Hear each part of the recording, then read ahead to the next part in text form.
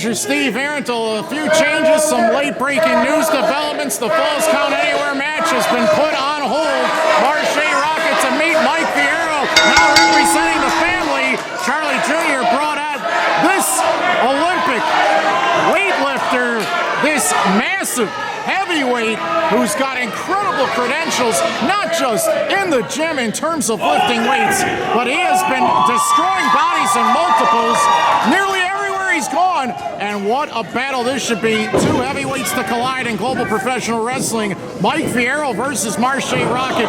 Not the match that we anticipated, Aaron. What happened to all that money you spent on all those travel arrangements that you made for Mulligan and Hades? What happened there? Don't remind me, but did you hear that crowd? They love this match. It is on here in Bozeman. So far, it's been a slugfest, and Fierro using those massive legs to stun Marshe Rockett, one of the most explosive, agile heavyweights of this generation. Former Impact Wrestling superstar Mike Fierro wants to create his own buzz, and by doing that, he thinks he can beat Marshe Rockett in his debut in professional wrestling. But look at this. Marshe Rockett shows his leaping ability with a beautifully timed drop kick. He's out of the ring. We might have a Falls Count Anywhere anyway. That isn't the intent, but you never know. At the moment, it's Marshe Rockett who's been on the offensive. His goal in global professional wrestling is to get back to the top of the championship division. Oh my goodness! High flying dive attack over the top rope on a Fierro on the outside. That's all day right there, baby. And Charlie Jr.'s game plan has backfired because Marshe Rockett is amped, and it doesn't matter if your name is Mulligan or Psycho Myko, he's going to lay you out. Look at this recovery by Fierro, scooping up Marshe and driving him spine first against the ring post on the far side. Well, that will change everyone and their perspective on the situation at hand. You made a lot of questionable decisions, Aaron. Why did you allow Charlie Jr. to select Marshe's opponent here tonight? I assume that wasn't the original plan. Well, clearly, when you have 3 hours to get another combatant to fight Marshe Rockett, you need to make a deal with the devil. Well, I made a deal with mine. Mike Fierro diving in with a splash. He uses his body as a weapon. This guy is known for a Widowmaker, which is a deadly drop where he picks up a body with ease, scoops them up, and dumps them down. And he's already working over the back of Marshe Rockett to the point of no return. And maybe if Marshe's back has been damaged to its fullest. See, even you're excited. Oh, this is an opportunity for Fierro to show what he's worth. If Mike Fierro is indeed the newest member of the family and is going to make the biggest impact tonight and defeat Marshe Rockett, that's going to put him in the thick of things for the GPW Heavyweight Championship. Marshe wants another title shot. There's no secret there. And Aaron, you won't give it to him. Spine buster for a near fall. So I ask you this month after month after month, when are you gonna give Marshe Rockett his just deserves another title shot? You say you're doing it for the fans, but you're making matches to satisfy your own personal mission. Marshe Rockett wanted a piece of Sean Mulligan. That's why he's not in the vision. All right, where's Mulligan?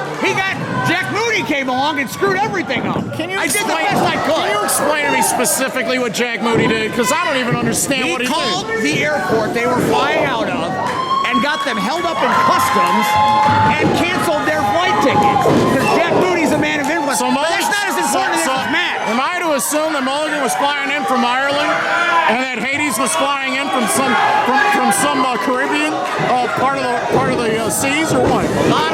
What a crushing clothesline! Fierro has laid out Marshe badly. Fierro's gonna steal this one. Oh, so close. Near fall right there. Marshe barely kicked out.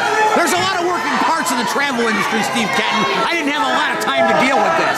Well, look, there's individuals in global professional professional wrestling like Fierro that want to make a name for themselves. But there's individuals like Marshe Rockett that want payback and revenge. How is this revenge? He's up against this huge, monstrous weightlifter of the ring who just gave a belly-to-belly suplex to Marshe and whipped him around the ring. This guy has scary, amazing tumbling skill and agility and power. For a man his size at his youth, this guy could be a game changer in all of wrestling in the long run. And it's again the big belly-to-belly suplex. The over-the-shoulder throw as Fierro has drove him down again, but a 2 count only, says our official Kevin Woods in this one. There's a lot at stake.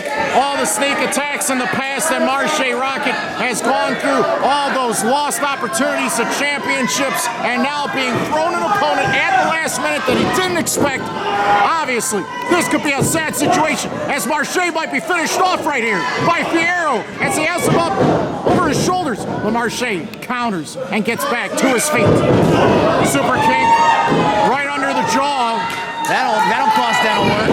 And Fierro's been wiped out right there. That was something spectacular. 2 shots to the dome like that might be all you need. And so far, so good for Marshe Rockett in this struggle. But let fact be told, this was a match that Marshe was not expecting. He thought he was going to have to go pillar to post all over this building and beyond with Sean Mulligan. But instead, he is in a heavyweight slugfest against the man who's more in terms of size and stature than Marshe could have ever potentially imagined. Fierro with those knee lifts. Those are difference makers. Vicious clothesline. Marshe Rockett keeping it simple. Just driving down Fierro with anything and everything. How did he scoop and slam this huge monster of the ring down onto the mat? That was impressive. Marshe elevates 7 feet in the air before delivering a nasty high-flying leg drop and a 2 count only. What a match this has turned into. My God, I'm a genius. Marshe Rockett, by the end of this year, he is looking for an opportunity for redemption because he wants to get his name in the record books as a GPW heavyweight champion. Well, that isn't going to be so easy if he has to constantly be in the ring against big heavyweight fortresses like this. Oh, Fierro ran out of control and he hurt his own shoulder. He might have hit that post. He hit it. What the? Who is that? That Moody interrupted the count. Moody's attacked Fierro too. What the hell? Moody's lost his mind. He's ran in from the streets. He ruined your match, Ahrendt. He ruined your match. This match has abruptly ended.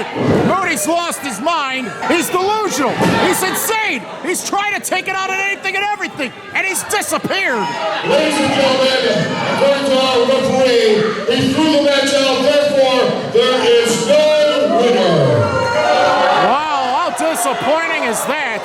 We were anticipating Marshe Rockett ruining the debut of Mike Fierro with that M80, but out of nowhere, Jack Moody, This has got to stop. ran in and delivered abuse to both individuals, and the official didn't have any choice, had to stop the match. And everybody was running and everybody was hiding. Everybody was trying to find themselves to a different location to avoid further harm. And now Charlie Jr., Mike Fierro, and Marshe Rockett with a post-match conference in the ring.